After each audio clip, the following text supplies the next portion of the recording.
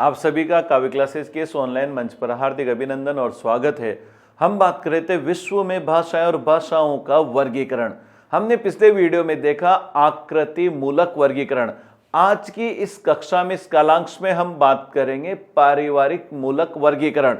और ये क्या है, एक बार मैं थोड़ा सा संक्षेप में लेता हूं। देखिए, हम बात कर रहे थे विश्व की भाषाएं, यहां पर समझिएगा विश्व की भाषाएं। और जब विश्व की भाषाओं की हम बात करते हैं तो हमने देखा कि विश्व में लगभग कितनी हजार भाषाएं बोली जाती है, 3000 भाषाएं बोली जाती है। बोला ना तिवारी ने लिखा है 2796 भाषाएं, जिनको हम राउंड ऑफ में अगर बोले तो 3000 भाषाएं बोली जाती। इन भाषाओं को कई आधार पर वर्गीकरण किया गया, लेकिन मुख्य आधार कितने हैं? 2 हैं। मुख्य आधार कितने हैं? 2 हैं। इन 2 आधारों पर हम वर्गीकरण कर रहे थे। पिछले वीडियो में जो हमने पढ़ा हुआ था आकृति मूलक वर्गीकरण। कौन सा था? आकृति मूलक वर्गीकरण। इसको समझिएगा, ये आकृति मूलक वर्गीकरण किस पर आधारित है? यह है भाषा के रूप के आधार पर। भाषा का रूप कैसा है, उसकी वाक्य रचना कैसी, उसके शब्द कैसे हैं, उनके आधार पर हमने वर्गीकरण किया आकृति मूलक वर्गीकरण। इस आकृति मूलक वर्गीकरण को हमने व्याकरणिक भी कहा, रूपात्मक भी कहा, रचनात्मक भी कहा। यह आता है आकृति मूलक वर्गीकरण। इसको हमने 2 भागों में बांटा, याद करिए कौन कौन सा? अयोगात्मक और एक कौन से आती है? योगात्मक। और योगात्मक को भी अगर हम देखें तो हमने कितने भागों में बांटा? 3 भागों में। पहला कौन सा आता है? अश्लिष्ट। दूसरा कौन सा आता है? श्लिष्ट। और तीसरा आता है कौन सा? प्रश्लिष्ट। यहां पर आप ध्यान दीजिएगा, बहुत संक्षेप में हमें हिंदी निकाल कर लानी है, यहीं से हमारा प्रश्न बनना है।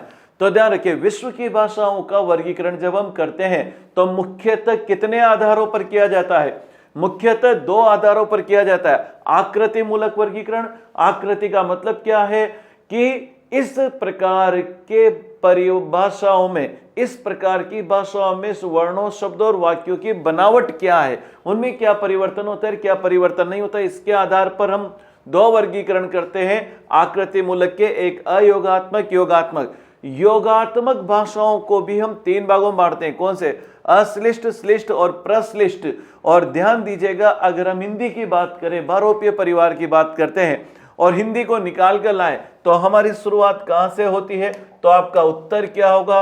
आकृति मूलक वर्गीकरण के आधार पर हिंदी किस में आती है? अयोगात्मक में कि योगात्मक में? तो आपका उत्तर क्या होगा? योगात्मक में आती है। किस में आती है? योगात्मक में आती है। यह ध्यान रखिएगा, यहां पर आता है योगात्मक में आती है। फिर आपसे पूछा जाए क्या है? श्लिष्ट है। कौन सी है? श्लिष्ट है। यह उत्तर आपको देना है। तो यह तो हमने पिछले वीडियो में समझा, आपको ज्यादा कुछ याद नहीं रखना है। क्या होता है क्या नहीं होता है, ये हमने पिछले वीडियो में देखा। तो आकृति मूलक वर्गीकरण यहां पर। अब इससे आगे जब हम बढ़ते हैं तो आज हमारा जो वर्गीकरण होता है वह है पारिवारिक मूलक वर्गीकरण। परिवार में क्या होता है? वंश होता है। इसे वंश मूलक, कुलात्मक वर्गीकरण, ऐतिहासिक वर्गीकरण के नाम से भी जाना जाता है। पारिवारिक मूलक वर्गीकरण की अगर हम बात करें तो इसमें विश्व की सभी भाषाओं को, विश्व की समस्त भाषाओं को कई भाषा परिवारों में बांटा जाता है। जिसे अपना परिवार अलग होता है, उसकी वंश वृक्ष अलग होता है। और जब परिवार के आधार पर बांटा जाता है तो इसे वंश, कुल या ऐतिहासिक वर्गीकरण भी कहते हैं। किसके आधार पर इसका वर्गीकरण होता है? वंश, कुल और ऐतिहासिकता के आधार पर इसमें क्या होता है? वर्गीकरण होता है। तो ध्यान रखिए, भाषा के रूप, आकार के आधार पर जो वर्गीकरण हुआ वो तो आकृति मूलक है। परिवार क्या है? क्या समानताएं भाषाओं में देखने को मिलती है? परिवार के लोग होते हैं जिनमें लगभग समानताएं एक जैसी होती है, उसी आधार पर यह वर्गीकरण किया गया, पारिवारिक मूलक वर्गीकरण। वंश, कुल और ऐतिहासिक आधार पर वर्गीकरण किया गया। अब पारिवारिक वर्गीकरण जो किया गया उसकी क्या विशेषताएं, क्या चीजें हमें देखने को मिलती है, इसको हम आज समझने से की बात करेंगे। अगर आप बात करें इस तरह का पारिवारिक वर्गीकरण किसके द्वारा किया गया? अर्थात जब यह वर्गीकरण किया जाता है पारिवारिक वर्गीकरण, तो इसे भाषा परिवार कहा जाता है। क्या कहा जाता है? क्या कहा जाएगा? भाषा परिवार कहा जाता है। ऐसा वर्गीकरण करने का श्रेय किसको जाता है? तो अगर हम कहें, एक नाम हमारे पास आता है विल्हेम हम्बोल्ट का, नाम आता है विल्हेम हम्बोल्ट का, जिन्होंने 1822 में विश्व की समस्त भाषाओं को 13 भाषा परिवारों में बांटा। कितने भाषा परिवारों में बांटा? 13 भाषा परिवारों में बांटा। तो सन 1822 में, नाम कब? सन 1822 में विल्हेम हम्बोल्ट ने विश्व की समस्त भाषाओं को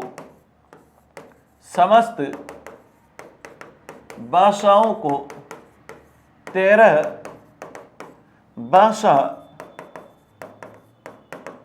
भाषा परिवारों में बांटा। कितने भाषा परिवारों में बांटा? 13 भाषा परिवारों में बांटा।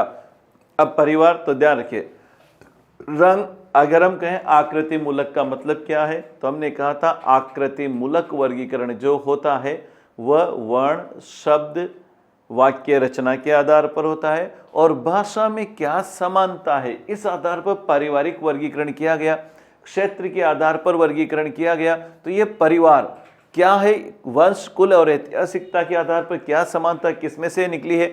ज्यादा करें यहां तो केवल इतना सा प्रश्न बनेगा, हिंदी या बहुरूपीय परिवार, हिंदी का संबंध आकृति मूलक वर्गीकरण के आधार पर योगात्मक श्लिष्ट भाषा से है। फिर हमने इसके दो किए थे, संयोग और वियोग, हमने पिछले देखा। यहाँ पारिवारिक मूलक वर्गीकरण यह विद्यार्थियों का थोड़ा सा पढ़ा हुआ भी होता है। यहाँ पर नाम याद रखना है आपको, कौन सा? Wilhelm Humboldt.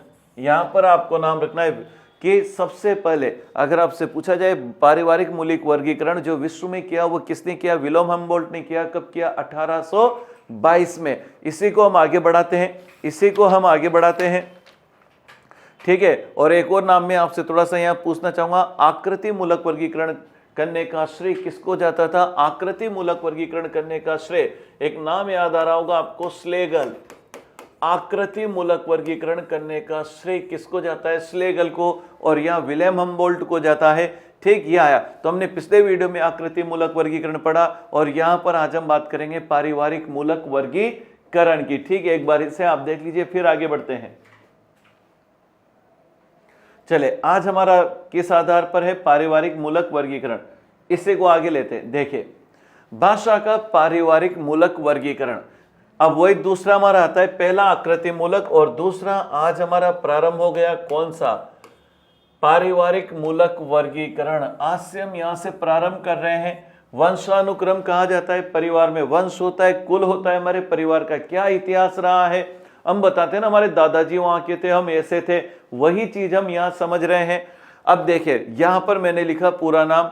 1822 ईस्वी में जर्मन विद्वान विल्हेम फॉन हम्बोल्ट ने, यह नाम याद रखना है आपको, 1822 ईस्वी में आकृति मूलक वर्गीकरण आए तो स्लेगल का नाम याद रखना है। अगर परिवार मूलक वर्गीकरण का नाम आए तो विल्हेम हम्बोल्ट का पूरा नाम याद करें तो विल्हेम फॉन हम्बोल्ट ने संसार में कुल 13 भाषा परिवार माने। संसार में कुल कितने भाषा परिवार माने? 13 भाषा परिवार माने हैं। और अगर आप देखें हमारे भाषा वैज्ञानिक कौन, भोलानाथ तिवारी ने भी कितने भाषा परिवार माने? 13 भाषा परिवार माने। कितने भाषा परिवार माने? 13 भाषा परिवार माने। लेकिन एक चीज आप ध्यान रखिएगा, सभी विद्वान इससे एक मत नहीं है। जब आप पढ़ते हैं बहुत सारी किताबें तो आपको देखने को मिलता है 12 भाषा परिवार है, 13 भाषा परिवार है, 14 भाषा परिवार है। कोई बात नहीं, सब अपने कहते हैं। अगर आपसे पूछा जाए कि विश्व की भाषाओं को कितने भाषा परिवारों में बांटा गया, तो अगर आपसे पूछा जाए सबसे पहले किसका नाम आता है? विल्हेम फॉन हम्बोल्ट का नाम लीजिए। फिर उसके बाद में अगर हम देखें भोलानाथ तिवारी ने कितने भाषा परिवार माने? 13 भाषा परिवार माने। भारतीय विद्वानों ने भाषा परिवारों की संख्या, अगर भारत में अलग अलग विद्वानों की बात करें तो यहां संख्या कितने से कितने के बीच मानी जाती है? 12 से 18 के बीच मानी जाती है। तो हम सर्वमान्य, अगर आपसे पूछा जाए कि विश्व की समस्त भाषाओं को कितने भाषा परिवारों में माना बांटा गया है, वर्गीकृत किया गया है, तो आपका उत्तर कितने भाषा परिवार होना चाहिए? 13 भाषा परिवार होना चाहिए। तो देखिए, दो वर्गीकरण, आकृति मूलक और परिवार मूलक। परिवार मूलक में सबसे पहले नाम किसका है? Wilhelm von Humboldt. कितने भाषा परिवारों में बांटा? 13। भोलानाथ तिवारी ने कितने भाषा परिवारों में बांटा? 13 भाषा परिवार में। भारतीय विद्वानों ने भाषा परिवारों की संख्या 12 से 18 के बीच में मानी, लेकिन हम सबसे ऊपर नाम भोलानाथ तिवारी का लेते हैं। कितने भाषा परिवार? 13 भाषा परिवार आते हैं। ठीक, यहां तक ये हो गए। अब हम इन 13 भाषा परिवारों का जब आगे वर्गीकरण करते हैं तो देखिए, इसको समझने से पहले हम थोड़ा सा और आगे बढ़ते हैं। भाषा वैज्ञानिकों ने क्या किया? भाषा वैज्ञानिकों ने कहा कि जैसे विश्व में 7 महाद्वीप है, विश्व में जैसे 7 महाद्वीप है, वैसे भाषा के विश्व में भाषा खंड, विश्व में भाषा खंड के नाम से पूरे परिवारों को बांटा गया। अब ध्यान दीजिएगा, विश्व के भाषा खंड कितने हैं? आपसे पूछा जाए विश्व के भाषा खंड कितने हैं? 4 है। परिवार शब्द काम में नहीं लेना है, शब्दों का चयन बहुत सोच समझ के होना है। विश्व के भाषा खंड कितने हैं? विश्व के भाषा खंड है 4। ध्यान देना, अफ्रीका, यूरोप, प्रशांत महासागर, अमेरिका, ये 4 खंड है। ऐसे आप याद रखिएगा। क्षेत्र है ये अफ्रीका खंड है, ये यूरेशिया खंड है, प्रशांत महासागरीय खंड है और अमेरिका खंड है। देखिए, आपसे पूछा गया कि विश्व की भाषाओं को कितने आधारों पर वर्गीकृत किया गया? 2 आधारों पर। कौन सा? आकृति मूलक और परिवार मूलक। परिवारों में 2 नाम आए, एक अम्बोल्ट का नाम आया, एक भोलानाथ तिवारी, और भी आते हैं। फिर आता है विश्व की समस्त भाषाओं को कितने खंडों में विभाजित किया गया? याद रखिए, कितने खंडों में विभाजित किया गया? 4 खंडों में। पहला कौन सा खंड है? अफ्रीका खंड है। पहला कौन सा खंड है? अफ्रीका खंड है। दूसरा यूरेशिया, यूरोप और एशिया। यूरेशिया से नाम रखना, यानी यूरोप, और एशिया का मतलब यूरोप और एशिया। प्रशांत महासागर वाले क्षेत्र को आप जानते हैं। और यह आता है कौन सा? अमेरिका खंड। तो यहां पर अगर हम देखें तो आपसे प्रश्न क्या पूछा जाएगा कि भारोपीय, जिसका संबंध हमारे परिवार से हिंदी से है, भारोपीय परिवार का संबंध। यह आया हमारा कौन सा परिवार? यहां पर देखिए आप, ये कौन सा परिवार है? भारोपीय परिवार का संबंध विश्व के भाषा खंड जिनकी संख्या 4 है, उसमें से किससे संबंधित है? तो आपका संबंध किससे आएगा? यूरेशिया से। और कहीं प्रश्न नहीं बनना है, आपका प्रश्न क्या होगा? तो ध्यान रखिए, विश्व की भाषाओं में एक भाषा परिवार भारोपीय परिवार है। हिंदी का संबंध, भारतीय भाषाओं का संबंध भारोपीय परिवार से है। तो आप ये बताइए, भारोपीय परिवार का संबंध किस भाषा खंड से है? भारोपीय परिवार का संबंध कौन से भाषा खंड से है? तो आपका उत्तर क्या होगा? यूरेशिया खंड। अब आपके दिमाग में एक प्रश्न आ रहा होगा, सर इसमें हमें क्या याद करना है? हमें इसमें कुछ याद नहीं करना है, आपको यूरेशिया खंड याद करना है। क्या याद करना है? यूरेशिया खंड याद करना है। क्यों याद करना है? आपसे ये पूछा जाता है निम्नांकित में से कौन सा यूरेशिया खंड की भाषा परिवार नहीं है। तो इसमें भी इतना नहीं, अगर याद हो जाए तो ठीक, नहीं बेसिक याद रखिएगा। अब देखिए, हम चलते हैं अफ्रीका खंड में। अफ्रीका खंड में मुख्यतः कितनी भाषा परिवार है? 4। ये आपको याद नहीं करना है, केवल सामान्य, आपको केवल यहां पर याद रखना है, ठीक है ना। आपको सिर्फ इतना सा रखना है, भारोपीय परिवार का संबंध किस भाषा खंड से है? यूरेशिया खंड से। देखो, पहला नाम आया अफ्रीका खंड में बुशमैन का, दूसरा बांटू, तीसरा सूडान, चौथा नाम हेमेटिक सेमेटिक आता है। ठीक, ये तो आया अफ्रीका खंड। अब आइए यूरेशिया खंड। यूरेशिया खंड की अगर आप बात करें तो देखो कौन सा है? चीन, जापान हो गया, कोरिया आ जाएगा, द्रविड़ दक्षिण, यूराल, अल्टाइक, हेमेटिक सेमेटिक। अब आप कहें सर हेमेटिक सेमेटिक इधर भी आ गया। कारण यह है कि भाषा को हम एक निर्धारित क्षेत्र में नहीं बांध सकते। आप दक्षिण भारत में चल जाओगे तो क्या वहां हिंदी क्षेत्र, हाँ लोग मिलते हैं, लेकिन हम हिंदी क्षेत्र नहीं कहते। इसलिए ये कहना कि वहां हिंदी नहीं होती बड़ा मुश्किल होता है। इसलिए ये क्षेत्र है जहां कुछ लोग एक दूसरे भाषा परिवार से जुड़े हुए हैं। तो ध्यान रखिएगा, Hamitic Semitic, Caucasian, Austro Asiatic, Malay Polynesian, ये और भारोपीय। तो ध्यान रखिए, मुख्यतः चीन, जापान ऐसे याद रहेगा, यूराल से यूरेशिया याद रहेगा, यूरेशिया सेमेटिक याद रखिएगा, एशिया याद रहेगा, मलयालम भारत से ऐसे याद कर लीजिए, मलय पोलिनेशियन और भारोपीय परिवार। तो प्रश्न बना, 4 भाषा खंडों में से भारोपीय परिवार का संबंध कौन से खंड से? यूरेशिया खंड से। फिर आता है प्रशांत महासागरीय खंड, इसका संबंध मुख्यतः मलय पोलिनेशियन भाषा परिवार से है। और अमेरिका खंड में इसमें 100 भाषा परिवार माने जाते हैं, जिनका यहाँ उल्लेख करना विशेष महत्वपूर्ण नहीं है, क्योंकि बड़े बड़े विद्वानों ने भोलानाथ तिवारी जैसे ने यहाँ कोई वर्गीकरण नहीं किया। तो हमारा प्रश्न हुआ 12 विश्व में भाषा परिवारों के संदर्भ में 13 भाषा परिवार सबसे पहले किसने माने? तो हमारा नाम आता है विलियम हम्बोल्ट ने माने। हिंदी में भोलानाथ तिवारी ने 13 माने। भारतीय विद्वानों ने इनकी संख्या 12 से 18 मानी है। विश्व की समस्त भाषाओं को 4 भाषा खंडों में बांटा गया है। हमारे बारोपीय परिवार का संबंध कौन से भाषा खंड से है? यूरेशिया खंड से है। कौन से खंड से है? यूरेशिया खंड से है। इसे एक बार आप देखिए आराम से, फिर हम इसको देखते हैं। देखो ये चीजें ऐसी जिनको आप लिखकर याद करेंगे, एक बार आपने याद कर ली हो गए आसानी से। क्यों? क्योंकि हम ये नहीं चाहते कि आपका प्रश्न बाहर जाए। हम चाहते हैं कि हर चीज जितनी भी पूछी जाए वो हमारे ही पाठ्यक्रम से होनी चाहिए, उसका कोई भी क्षेत्र नहीं छूटना चाहिए, मैक्सिमम हमारे में ही होना चाहिए। इसलिए मैं ये पूरा प्रयास कर रहा हूं और आप इनको लिखेंगे, जितना आप लिखेंगे उतना ही आपको लाभ मिलना है। इसलिए लिखे जरूर, जब भी आपको समय मिले इन चीजों को आपको क्या करना है? लिखना है। ठीक है। अब भारोपीय परिवार, भारोपीय परिवार, अब हम कहां से निकल कर आते? विश्व से आए तो कहां पर आगे? भारोपीय परिवार। इसी को हम आगे देखते हैं। देखिए अब हम पढ़ते हैं, चूंकि हमें अपने हिंदुस्तान तक आना है तो हम कौन सा परिवार लेते हैं? भारोपीय परिवार। आपसे पूछा गया हमारी भारतीय भाषाओं का संबंध कौन से परिवार से? भारोपीय परिवार से। अब आपसे यह पूछा जाएगा भारोपीय परिवार नामकरण किसके आधार पर किया गया? भौगोलिक क्षेत्र के आधार पर नामकरण किया गया। किसके आधार पर? भौगोलिक क्षेत्र के आधार पर नामकरण। किसके आधार पर नामकरण किया? भारोपीय, भारत और यूरोप। नाम से पता लग जाएगा आपको, यहां पर 2 शब्द आते हैं, भारत प्लस यूरोप। भारत और यूरोप को जिस परिवार में रखा गया, वहां की भाषाओं को जिस परिवार में रखा गया, भारोपीय परिवार। अगर आपसे पूछा जाए कि भारोपीय परिवार का नामकरण किस आधार पर किया गया, तो किस आधार पर किया गया? भौगोलिक क्षेत्र के आधार पर किया गया।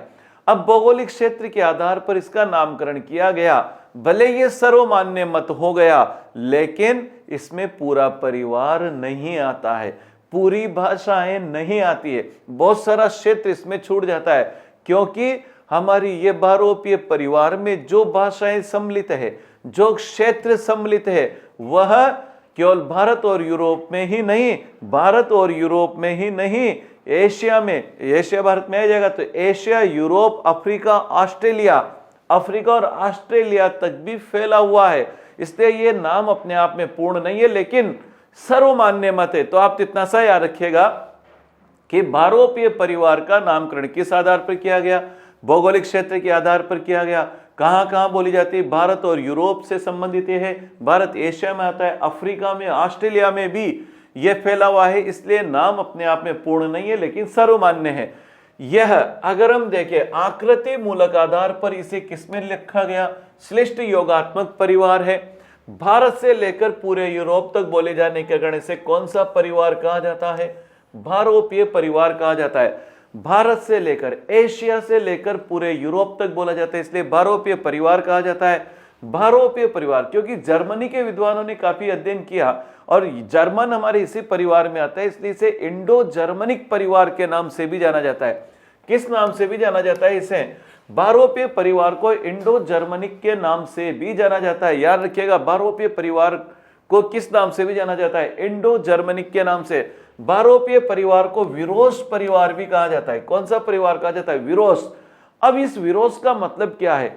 विरोस शब्द जर्मन विद्वानों के द्वारा काम में लिया गया था, और ये उनके लिए काम में लिया गया जो आर्य लोग थे। जो कौन से लोग थे? आर्य लोगों के लिए शब्द काम में लिया गया था विरोस। और उन आर्य लोगों ने जिस भाषा का प्रयोग किया और जहां जहां किया, वह परिवार, भाषा परिवार कौन सा हो गया? विरोस भाषा परिवार कहा जाता है। तो ध्यान रखिए, भारोपीय परिवार को कौन सा परिवार भी कहा जाता है? विरोस परिवार भी कहा जाता है।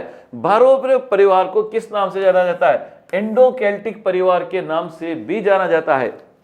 भारोपीय परिवार को किस नाम से जाना जाता है? इंडो केल्टिक परिवार के नाम से भी जाना जाता है। और यह कहा जाता है कि इस संसार में सबसे पहले जो लोग आ रहे थे आर्य आए थे, और आर्यों के द्वारा बोली जाने वाली भाषा कौन सी थी? विरोश। उनको विरोश कहा गया, इसलिए उनको विरोश परिवार कहा गया, और यही आर्य परिवार। तो ध्यान रखिएगा, बारोपीय परिवार को किस नाम से जाना जाता है? इंडो जर्मनिक के नाम से जाना जाता है, विरोश परिवार के नाम से जाना जाता है, इंडो केल्टिक भाषा परिवार कहा जाता है, आर्य भाषा परिवार कहा जाता है। लेकिन इन सब में सबसे ज्यादा जो प्रसिद्ध हुआ वह कौन सा परिवार हुआ? बारोपीय परिवार। किसके आधार पर नामकरण किया गया? भौगोलिक क्षेत्र के आधार पर नामकरण किया गया है। एक बार इसे आप देख लीजिए, ठीक है ना। मैं फिर इसको रिपीट करता हूं।